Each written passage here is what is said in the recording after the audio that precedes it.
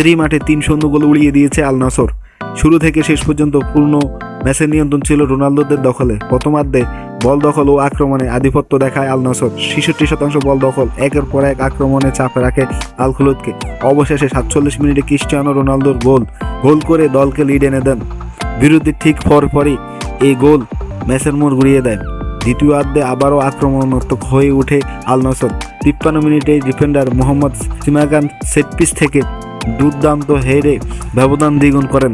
এরপরে পুরো ম্যাচের কার্যকর একপাশে হয়ে যায়। শেষ দিকে আল খুলুদ কিছুটা রক্ষণ সামলালেও আল নাসরের আক্রমণের গতি থামাতে পারেনি। ম্যাচের 87তম মিনিটেই কিংসলে কুমান পেনাল্টি থেকে গোল করে স্কটল্যান্ড দাঁড় করান 3-0। পরিসংখ্যানে পরিষ্কার আল নাসর দাপট। মোট শট নেন 20টি, বিগ চ্যালেঞ্জিং শট 4টি, আর খুলুদ করেন মাত্র 5টি শট। বিগ চ্যালেঞ্জ শট নেন মাত্র 1টি। গোলকিপারের সেভ আল খুলুদের 8টি আর আল নাসরের মাত্র 1টি। এই জয়ে আল